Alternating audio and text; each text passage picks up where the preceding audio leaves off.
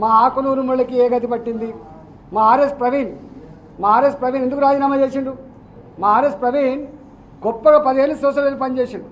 3 ఏళ్ళు అవుతుందట పిల్లగాళ్ళకు డైట్ ఛార్జీలు రావట్లేదని చెప్పి, కనీసం కొత్త ఇన్ఫ్రాస్ట్రక్చర్ కొంటలేదని చెప్పి, డబ్బులు కేటాయిస్తలేదని చెప్పి, చివరికి అవమానపడే పరిస్థితి వచ్చిందని చెప్పి రాజీనామా చేశాడు. గా ఆఫీసర్ ఐపీఎస్ ఆఫీసర్ రాజీనామా చేస్తే ఆయన మీద ఎంతమంది పోలీసులు పెట్టాడు తెలుసా? ఒక 3 వెహికల్ 4 వెహికల్ పెట్టినట్టు ఈయన ఎక్కడ పోతుండే ఏం చేస్తున్నాడు? నా మీద ఎంతమంది పోలీసులు పెట్టిండు? ఇవాళ నా మీద ఒక 6 కార్లు ఉంటాయి. 6 కార్లలో ఇంటెలిజెన్స్ ఉంటాడు. నేను ఎవరింటికి పోతున్నా, ఎక్కడ చేస్తున్నా, నాకే అలవాట్లేవు కూడా బతికిపోయినా, లేకపోతే ఆగమైపోతుండే. ఏ అలవాట్లో కూడా బతికిపోయినా నేను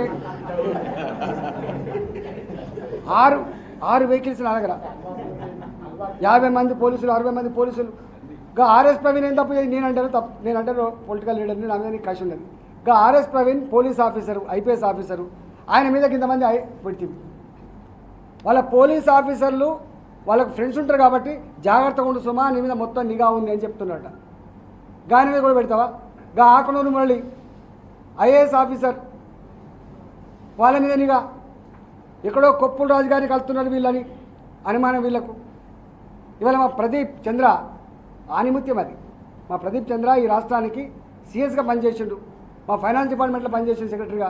ఆయన అన్నిటికంటే మరి మీరు గర్వపడేటువంటి టీఎస్ ఐపాస్ సృష్టికర్త అని రాసింది కూడా మా ప్రదీప్ చంద్ర గారు.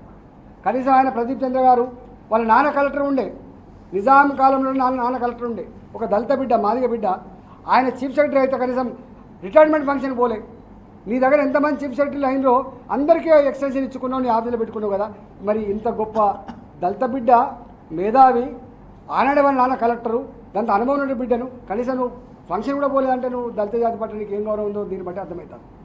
నేను అడుగుతా ఉన్నా ఈ రాష్ట్రంలో ముఖ్యమంత్రి గారిని, స్టేట్గా అడుగుతా ఉన్నా, ఎంతమంది దళిత బిడ్డలని ఒక మంచి ఫోకల్ పాయింట్లలో మీరు పోస్టింగ్లు ఇచ్చిండ్రు?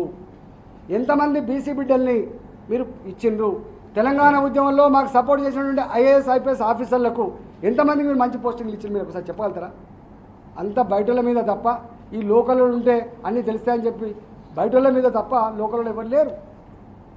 అందుకనే ఏకాఏక నీ 8 సంవత్సరాల మొత్తం చరిత్ర కళ్ళ ముందు కదలాడిన తర్వాత ఇలా నిమిషాల వల్ల ఇదంతా ఏదో మార్చుతా అంటే ఎడ్డి బాగులు అవుతానా? మీరు చెప్పిన భాషలో చెప్పాలంటే తెలంగాణ ఎడ్డి తెలంగాణ, గుడి తెలంగాణ కాదు, నైపుణ్యం సంతరించుకున్న చైతన్యవంతమైన తెలంగాణ. చెప్పింది నేను కాదు, కేసీఆర్ గారు. ఇప్పుడు మరింత చైతన్యమైంది. ఈ చైతన్యపు తెలంగాణలో ఇట్లాంటి మాటలు నమ్మే ప్రసక్తి లేదు.